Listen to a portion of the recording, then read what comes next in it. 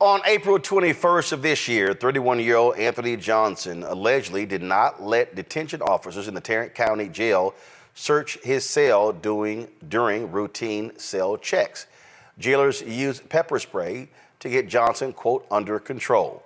While medical staff examined him, Johnson became unresponsive. He was transported to a local hospital where he was pronounced dead. At Tuesday's Tarrant County Court of Commissioners meeting, Johnson's sister, Janell, was physically removed from the room after yelling and telling County Judge Tim O'Hare to look at her while she spoke about the death of her brother. Well, it looks like I'm back. It's been a month since my brother's death.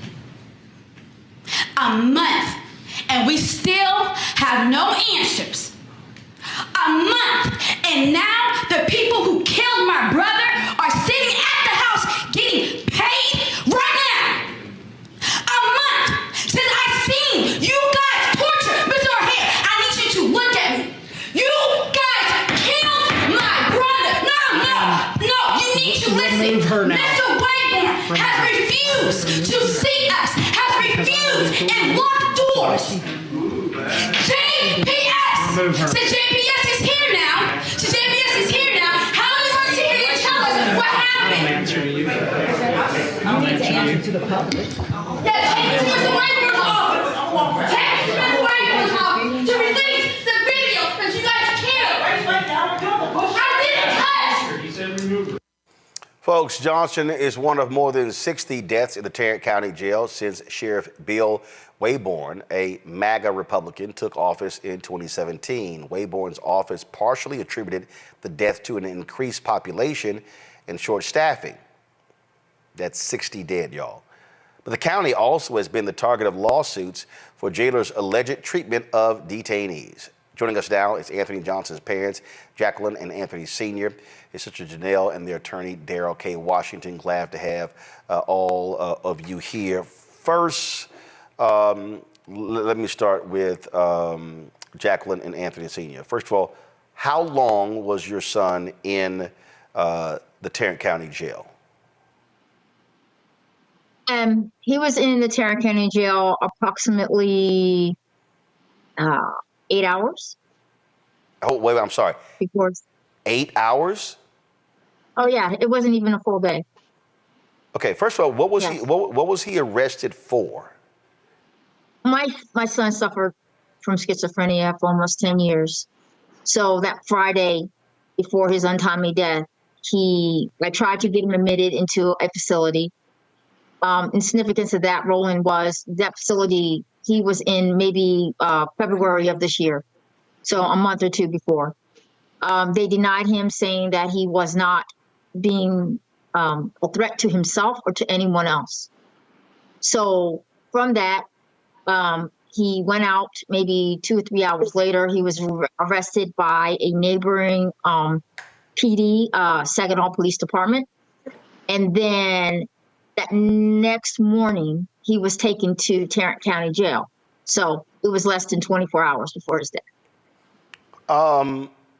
What is perplexing to me here is, one, and I think this is part of the problem in this country, where someone suffers from mental illness and the response is to put them in jail as opposed to a mental health facility.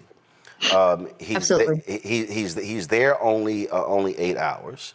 Daryl, have they released any? Is there any body cam footage? Is there any footage from the jail that way to actually see what happened when they entered his particular cell? Roland, there's actually 2 different versions of a video. What you were showing earlier in your clip, that was actually a video that captured the incident on a cell phone.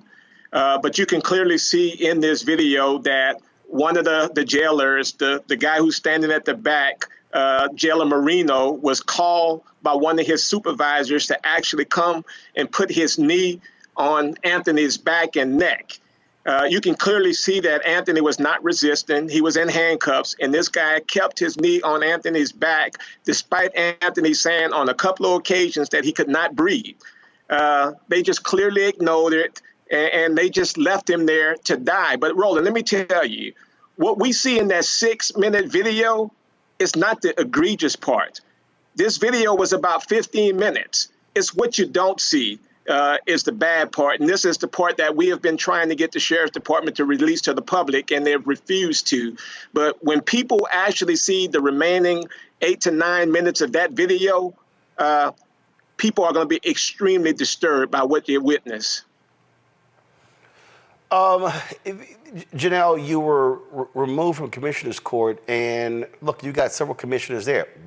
What have they said? What has been, because for people to understand, they are responsible, they oversee county administration. Even though the sheriff is elected, his budget comes from the Tarrant County Commissioner's Court. What have they said in all of this time? They haven't said anything. First, Mr. Waybourn, since that wasn't my first time at the Tarrant County Commissioner Court. I was there a month ago, like I stated. So even those 2 times, Sheriff Waybourn hasn't even shown up to address. But with the meetings, they don't really say anything. They just, allow the people to say something. But what really triggered me and what got me was, even before then, it was the lack of attention.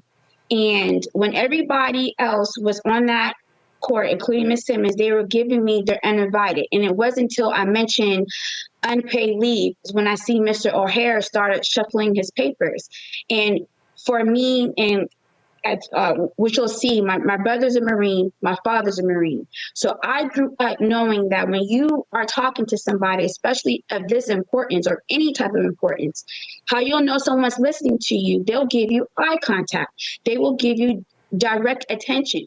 Even Mr. Waybourn, when I first spoke with them, even with that, Mr. Waybourn gave me that attention. So when I'm demanding that from Mr. O'Hare and he decides to, now he wants to shuffle and not give me attention, it's triggering because you killed my brother. This isn't like, an accident or we're just some angry residents. You guys murdered. And then I proved to you guys that you guys don't know what you're doing. And now every step of the way, you're proving that. And for him to have politely let us know what the rules were before we even step up to speak, and I made sure that I wasn't using any type of profanity or anything like that. All I wanted was attention. All I wanted was for him to look at me when I'm speaking, because it has been a month. You guys previously were talking about voter fraud. You guys were talking about the Texas Rangers while we're sitting there. And it's like, we don't have any answers. So how are you telling the public on the back end what you guys have been working on and where our money is going towards? And yet we don't have any answers. And you're not going to police how I speak to you because it may make you feel some type of way. And I'm the one experiencing the death. That's not how this is about to work. We've been in this home for 20 years. We're 20-year taxpayers. We pay their salaries. So they owe us that respect to at least give us their undivided attention. Daryl, it has to be absolutely frustrating for someone to die at the hands of, die in a jail, die in a county facility, not even there a day. And to essentially get blown off by the sheriff and his bosses. Hey, Roland, this has been extremely frustrating. And let me just say a couple of things, Roland. There's been 66 deaths since 2017. There's been 6 deaths alone in 2024. A young lady just actually died in jail last week. But 2 of the jailers who were involved in this incident were terminated a couple of weeks ago. And because the sheriffs did not follow the rule, these jailers were reinstated.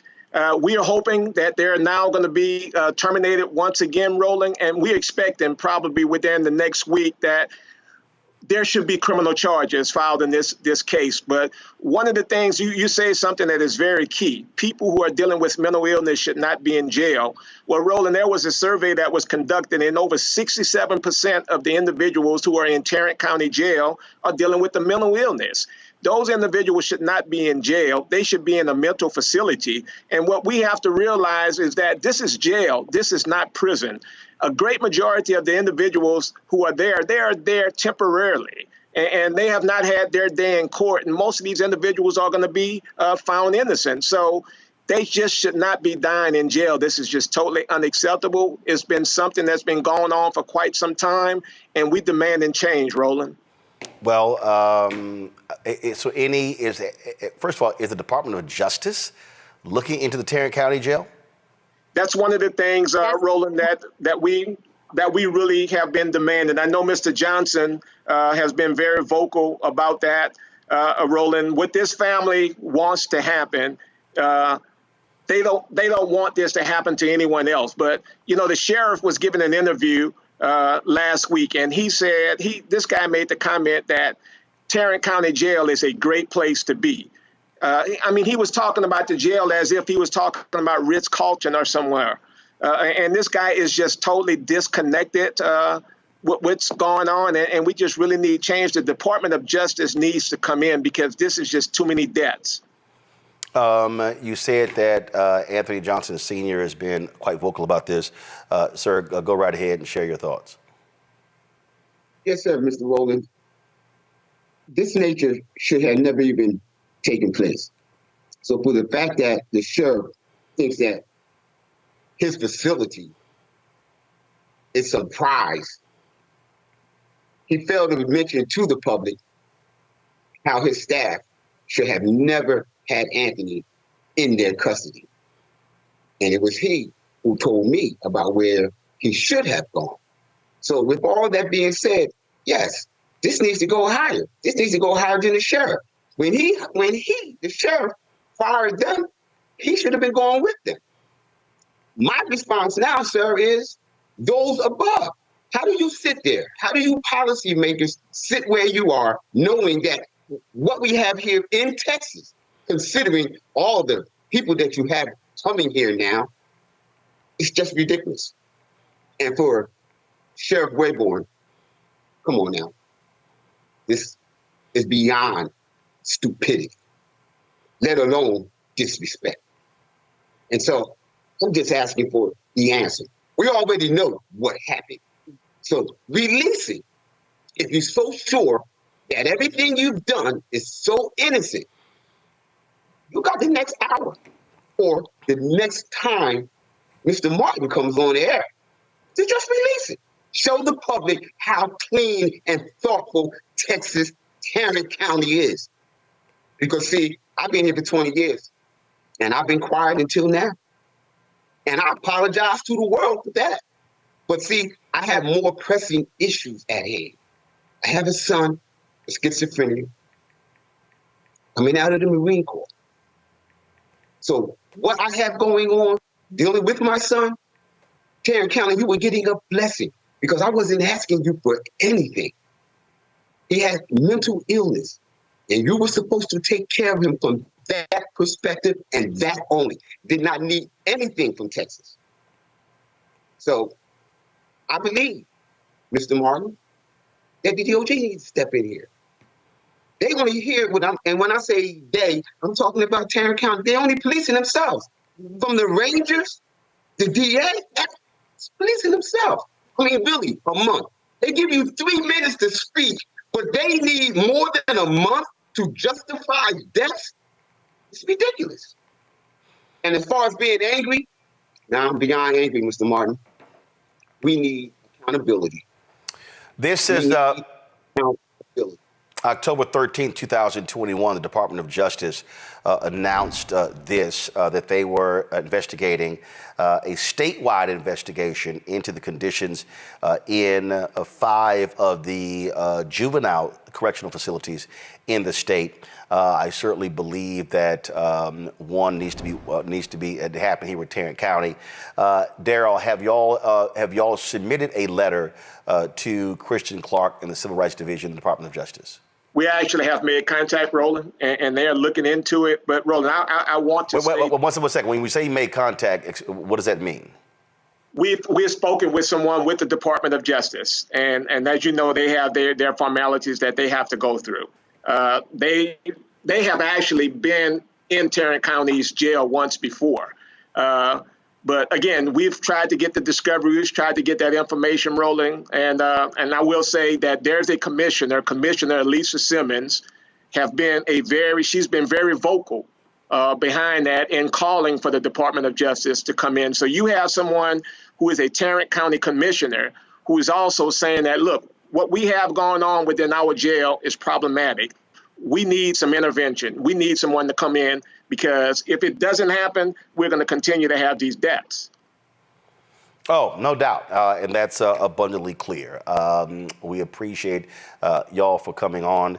I would absolutely, Darrell, I would say, on behalf of you and the family, submit a formal letter to the Civil Rights Division and Christian Clark, and I'm highly confident that she will meet with you and the family to discuss this. Absolutely, Roland. We definitely, when that video comes out, Roland, we want to make sure that you are the first person to get it, because you highlight these stories and you make sure that the things that are impacting our community, you get it out there when mainstream media will not get it out. But Roland, when you see that video, you're going to see these individuals slapping Mr. Johnson. For 7 minutes, they didn't even know he was dead. They actually strapped him up in a wheelchair and was checking his blood pressure. All this while he was dead. So when you see this video, Roland, it's one of the worst that I've seen in over my 25 years in practice. Stunning. To the Johnson family, we absolutely sorry for your loss, but we will definitely keep attention focused on this. I'm sorry, go ahead. Yeah, we are supporters, Roland. So you keep doing what you're doing as well. Yes, and we do thank you as well. And giving us that voice. Thank you. I appreciate it. Thank you so very much. We'll hopefully we'll be chatting with you soon when DOJ announces they're stepping in, because something needs to happen. 66 dead in the last 7 years. That is an abomination. Absolutely. Thank you so very much. Thank you very much. Thank you, Roland. Thank you. Somebody's killing poor people, and it's going on. When COVID happened, poor people were dying at a rate already of 800 people a day. Before COVID, if you went to a funeral every single day, it would take you 600 years to attend all the funerals of the people who will die from the ravages of policy violence, poverty, and low wages in America in just 1 year. It would take you 2 years and 19 days to go to all of the funerals of the people that will die today, and oftentimes silence. Nobody talks about this political genocide, but we are determined today to remember their death and be a resurrection of voting power and voice power like never before. Economic justice and saving this democracy are deeply connected. We, as a nation, must listen to the demands of the poor, who are pushing and will continue to push political candidates and elected leaders to lift from the bottom so that everybody can rise. We are the poor, the marginalized, and the underpaid. And we are taking one step forward to say that everybody has a right to live. Poverty is not the fault of those who are impoverished. It is caused by those who make the policy. There are over 135 million poor and low-wage, low-income people in this nation. The biggest block of potential voters by far is low-income, low-wage voters. I can't afford medicine. Sometimes I have to skip because of the cost. The farm worker community is tired of the violence imposed upon us by greed, exclusion, and denial of basic human rights. Those folk that represented by that casket poor and low-wage workers who are the most moral people in this country because they go to work every day believing, even though going to work is hazardous to their health. I'm tired of working 70 to 80 hours a week and still not have money for the necessity of bills. I'm tired of getting sick and not being able to go see the doctor, having to make a choice to pay between rent or the light bill or food or clothes. You cannot claim to care about families and a culture of life and then do everything in your power to rob people of equal access to resources and to force them to live in poverty. Leadership of both parties have waged war on poor people and low-wage workers. And this government has treated people experiencing poverty, including their military families, with disdainful, deliberate, malicious neglect. So the truth is that my son died from poverty. We refuse to accept poverty as the fourth leading cause of death. The fourth leading cause of death in this, the richest country in the world. We march today for our children and the generations to come. And we need to do it with the loudest voices possible, the biggest actions possible. We will voice our demands and register our vote. When we stand up and when we stand together, things change. There is the electorate that is, and then there is the electorate that should be. 34 million eligible poor and low-income voters did not vote in 2016. If just 20% of those voters in swing states were mobilized around an agenda, they could change the political outcome of every election. So we're launching the most massive voter mobilization and turnout campaign in history of poor and low-wage voters, allies, and religious leaders. People are dying, but we know it doesn't have to be this way. And so we are calling on everyone to join us in this Poor People's Campaign, a national call for moral revival. We are here, we will be seen, we will be heard, and our power will be felt. We don't need to be an insurrection. We are a resurrection that will be felt across this country. Are you ready? Ready? Ready? Ready? We are a resurrection, and we are ready.